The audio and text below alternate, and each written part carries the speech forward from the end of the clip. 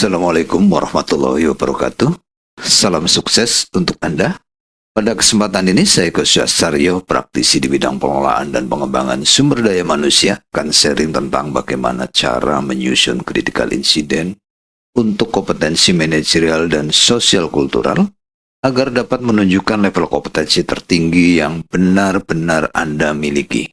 Pada bagian ini akan dibahas contoh-contoh perintah atau pertanyaan critical incident untuk kompetensi pengembangan diri dan orang lain. Dan juga akan dibahas apa yang harus ditunjukkan untuk memperlihatkan level 1, level 2, level 3, level 4, dan level 5 untuk kompetensi pengembangan diri dan orang lain. Contoh perintah atau pertanyaan bertingkat kompetensi pengembangan diri dan orang lain level 1.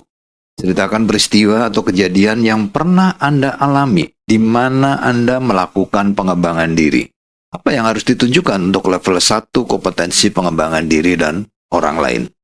Anda dapat menunjukkan bahwa Anda telah melakukan identifikasi terhadap kebutuhan pengembangan diri Anda dan juga menyeleksi sumber serta metodologi pembelajaran yang diperlukan.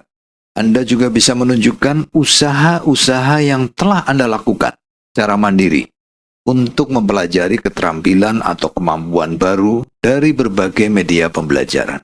Dan Anda juga bisa menunjukkan upaya yang telah Anda lakukan untuk meningkatkan diri dengan belajar dari orang lain yang berwawasan luas di dalam organisasi Anda. Contoh perintah atau pertanyaan bertingkat kompetensi pengembangan diri dan orang lain level 2. Ceritakan peristiwa atau kejadian yang pernah Anda alami di mana Anda meningkatkan kemampuan bawahan dengan memberikan contoh dan penjelasan cara melaksanakan suatu pekerjaan. Apa yang harus ditunjukkan untuk level 2 kompetensi pengembangan diri dan orang lain? Anda bisa menunjukkan bahwa Anda sudah meningkatkan kemampuan bawahan, meskipun baru dengan cara memberikan contoh, instruksi, penjelasan, dan petunjuk praktis yang jelas kepada bawahan dalam menyelesaikan suatu pekerjaan. Anda juga bisa menceritakan bagaimana Anda dalam membantu bawahan untuk mempelajari proses, program, sistem baru. Dan Anda juga dapat menunjukkan metode yang Anda gunakan untuk meyakinkan bahwa orang lain atau bawahan telah memahami penjelasan atau pengarahan Anda. Contoh perintah atau pertanyaan bertingkat kompetensi pengembangan diri dan orang lain level 3. Ceritakan peristiwa atau kejadian yang pernah Anda alami di mana Anda memberikan umpan balik atau feedback dan membimbing atau coaching bawahan atau orang lain. Apa yang harus ditunjukkan untuk level 3 kompetensi pengembangan diri dan orang lain? Anda dapat menunjukkan bahwa Anda telah memberikan tugas-tugas yang menantang kepada bawahan Anda. Artinya ada pendelegasian tugas yang digunakan sebagai media belajar untuk mengembangkan kemampuan bawahan Anda. Anda juga dapat menceritakan bagaimana Anda mengamati bawahan Anda dalam mengerjakan tugas dan memberikan umpan balik yang objektif dan jujur. Melakukan diskusi dengan bawahan untuk memberikan bimbingan dan umpan balik yang berguna bagi bawahan. Kuncinya adalah ceritakan bagaimana feedback, mentoring, dan coaching yang telah Anda lakukan kepada bawahan Anda. Dan bisa juga Anda ceritakan dalam mendorong kepercayaan diri bawahan, di mana Anda memberikan kepercayaan penuh pada bawahan untuk mengerjakan tugas dengan caranya sendiri, memberikan kesempatan dan membantu bawahan menemukan peluang untuk berkembang. Contoh perintah atau pertanyaan bertingkat kompetensi pengembangan diri dan orang lain level 4. Ceritakan peristiwa atau kejadian yang pernah Anda alami di mana Anda menyusun program pengembangan jangka panjang dalam rangka mendorong manajemen pembelajaran.